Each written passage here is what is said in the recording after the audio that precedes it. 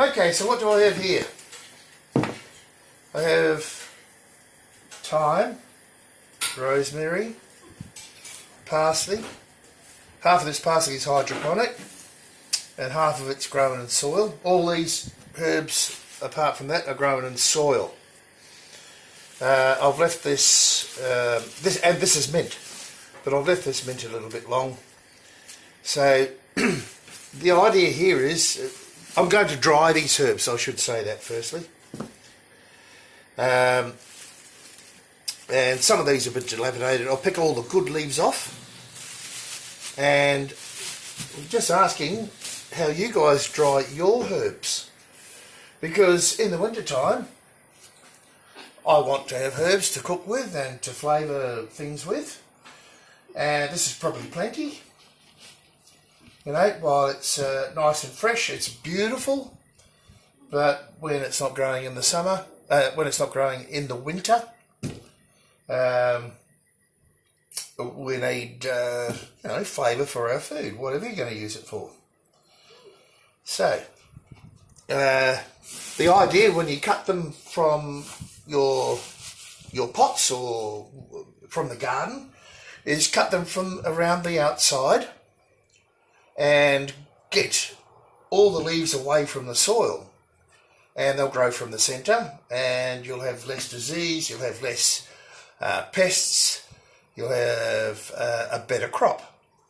So you can see here I've left this one a bit long, and you can see a lot of these came from the bottom and something's been getting at those. But look, these leaves, that was probably a little bit, if I pick that off, I will dry that for mint, for instance.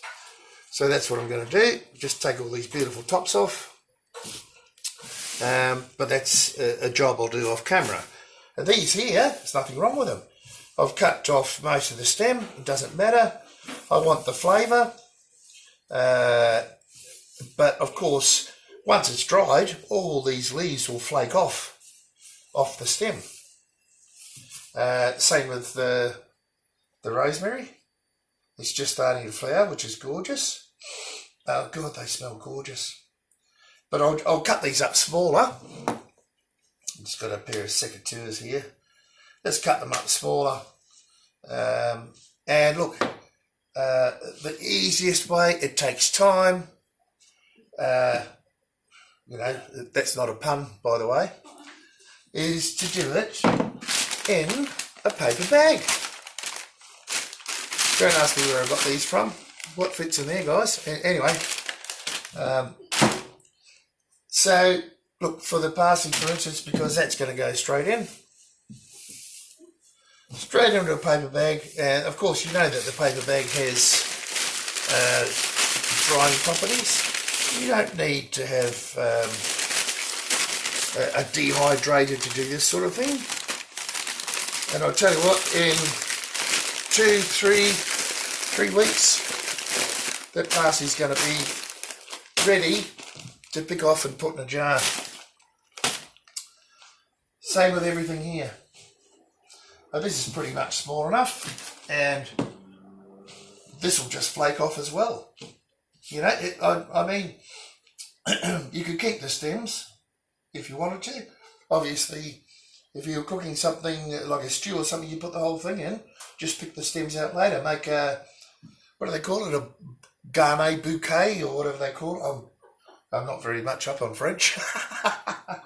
But you know, you tie them all together and put them in the stew, and then you just pick it out. So that's what I'm going to do with all these. I'll cut these up a bit smaller. Pick all these up.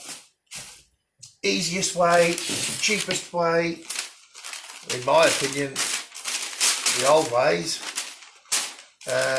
paper bag. And it works a treat. Trust me. Just remember the rules about when you're cutting it. Do it a bit earlier, especially when the plants are younger. Cut them around the bottom, get them away from the soil, and the middle will grow out, and you'll have a lot less trouble with pests. And as you can see, that's pretty sad, that one. But you know, and as they grow, you just pick it off the outside again.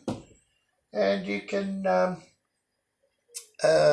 you know, add to your stocks of herbs, dried herbs. Alright guys, that's all for today, just something simple. Hope you learned something. If you already knew, well, you already knew.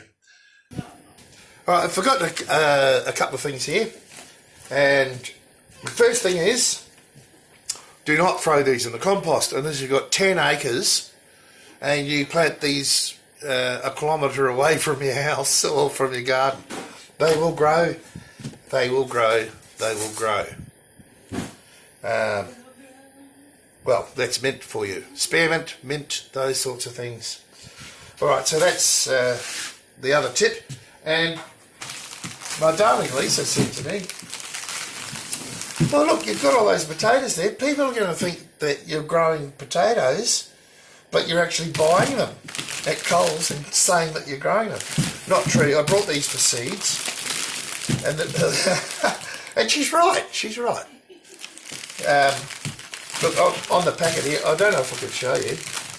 And look, I'm ignoring this because I've been finding it extremely difficult to find potatoes with the correct name and understand whether determinate or indeterminate. Now, if you don't know what determinate and indeterminate means, you better look it up.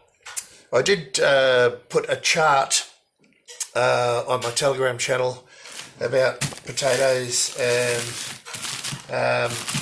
determinate and indeterminate potatoes, the length of time it takes them to grow, etc.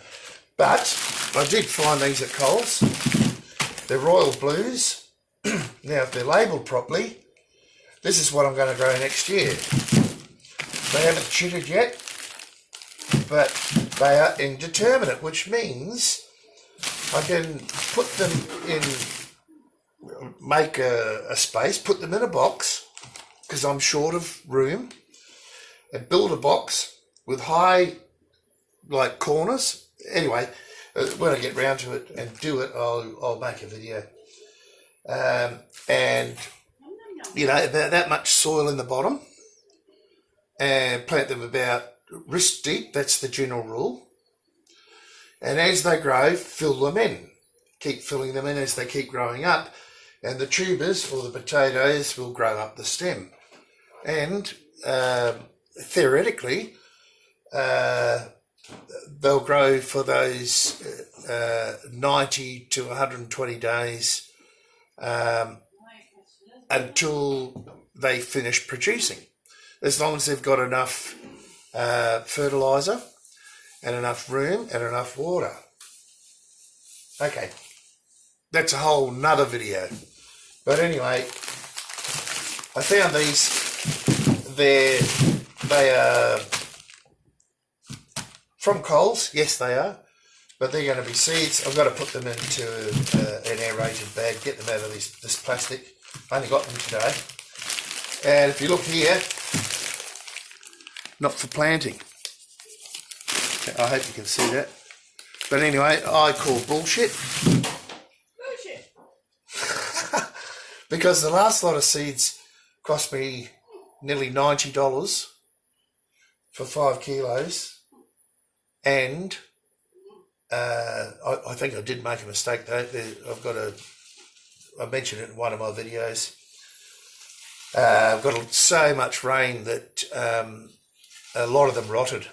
But I did get a yield, and I did put another photo, I think it was a photo, on the Telegram channel. But anyway, just letting you know, that's what's happening there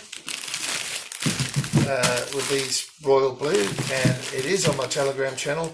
You can find it in the Telegram channel in the early videos on Rumble that I've made.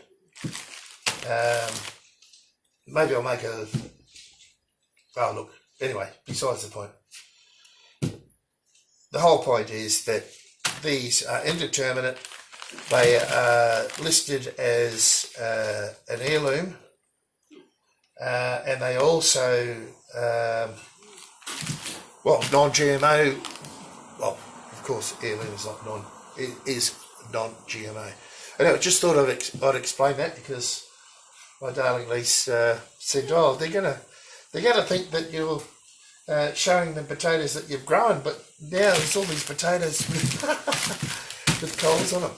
So I'm going to try to grow the store-bought potatoes, and why not?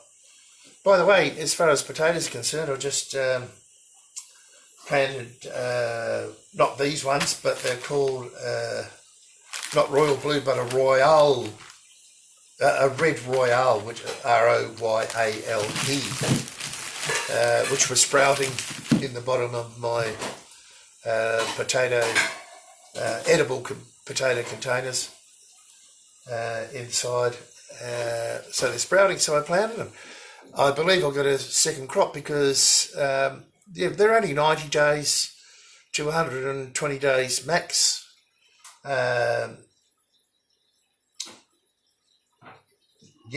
So got one crop. It's been 2 weeks since, so if I plant them today, I should get them by mid-March, which is still quite warm here. So we'll see how we go. Anyway, we'll talk about that later. Thanks for watching.